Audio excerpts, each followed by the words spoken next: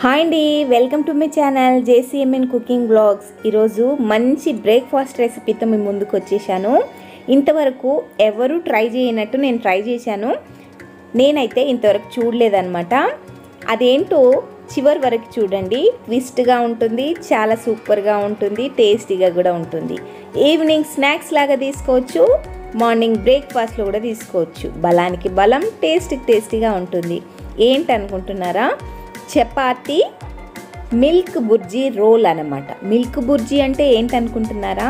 పాలు పగిలిపోతాయి కదండి. పగిలిపోయినప్పుడు, చిక్కడి పాలు పగిలినప్పుడు ఎక్కువ కోవా లాగా కానీ స్వీట్స్ అలాంటివి ప్రిపేర్ చేసుకుంటారు. కానీ నేను సడన్గా బ్రేక్ఫాస్ట్ దీంతో చేయాలనుకున్నాను. పన్నీర్ చేస్తారు కదా, ప్రిపేర్ చేస్తారు కదా, ఆ రకంగా నేను వీటిని పగిలిపోయిన పాలని పన్నీర్ లాగా ప్రిపేర్ చేసుకున్నాను. ప్రిపేర్ చేసుకొని వాటర్ అంతా ఏం లేకుండా గట్టిగా ఒక క్లాత్లో కట్టి ఉంచాను. దాన్ని తర్వాత సన్నగా క్రష్ చేసుకున్నాను అనమాట. కట్ చేసుకొని పక్కన పెట్టేసుకున్నాను. ఫస్ట్ టైం నా ఛానల్ చూస్తున్నట్లయితే ఒక లైక్ చేసి సబ్స్క్రైబ్ చేసుకోవడం మర్చిపోకండి. మీ ఫ్రెండ్స్కి, రిలేటివ్స్కి షేర్ చేయండి. చివర్లో బెల్ ఐకాన్ క్లిక్ చేయడం మర్చిపోకండి. ఈ ప్రాసెస్ అయితే చాలా ఈజీగా సూపర్గా ఉంటుంది. వంట రాని వాళ్ళు కూడా 5 మినిట్స్లో చేసుకోవచ్చు.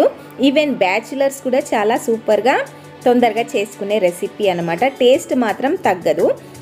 మనం కడాయి వేడయ్యాక 2 టేబుల్ స్పూన్ ఆయిల్ వేసిన తర్వాత రెగ్యులర్ ఇంగ్రీడియంట్సే. ఆనియన్ కొద్దిగా ఎక్కువ క్వాంటిటీలో వేసుకోవాలి. సన్నగా తరుక్కొని ఆనియన్ వేసిన తర్వాత గ్రీన్ చిల్లీ, కరివేపాకు కూడా వేసుకున్న తర్వాత కొద్దిగా తొందరగా వేగడం కోసం సాల్ట్ వేసి అవి కొంచెం గోల్డెన్ బ్రౌన్ కలర్ వచ్చిన తర్వాత అల్లం వెల్లుల్లి పేస్ట్ వేసి మళ్ళీ 1 మినిట్ వేగనిచ్చిన తర్వాత 2 టేబుల్ స్పూన్ కారం పొడి, 2 టేబుల్ స్పూన్ ధనియా పౌడర్, తగినంత సాల్ట్ వేసి మళ్ళీ వేగనివ్వాలి. అక్కడ మనం కట్ చేసి పెట్టుకున్నాం కదా, అది పాలు విరిగిపోయిన తర్వాత వాటిని కూడా మనము ఇందులో వేసేసుకోవాలి. మనము ఎగ్ అయితే ఎట్లా వేస్తామో ఇది కూడా ఆ రకంగా వేసుకోవాలన్నమాట. ఎగ్ బుర్జీ చేస్తారు కదా, ఆ రకంగా వేసుకున్న తర్వాత మనం కొద్దిసేపు ఆయిల్లో మగ్గనిచ్చిన తర్వాత మన దగ్గర పన్నీర్ మసాలా ఉన్నా కానీ ఈవెన్ చికెన్ మసాలా ఉన్నా, గరం మసాలా ఉన్నా 1 టేబుల్ స్పూన్ వేసుకుంటే సరిపోతుంది.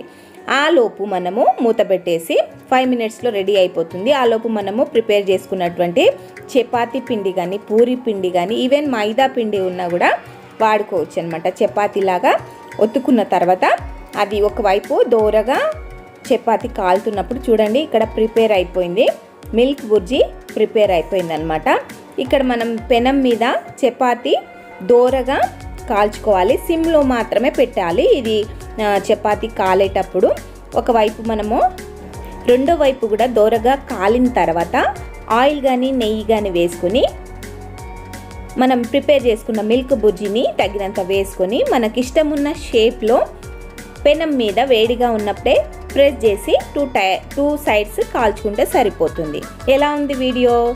నచ్చిందా? నచ్చితే ఒక లైక్ చేసి సబ్స్క్రైబ్ చేసుకోవడం మాత్రం మర్చిపోకండి. నచ్చితే నా ఛానల్ని విజిట్ చేయండి. మీ ఫ్రెండ్స్కి, రిలేటివ్స్కి షేర్ చేయండి. Thank you for watching JCMN cooking blogs.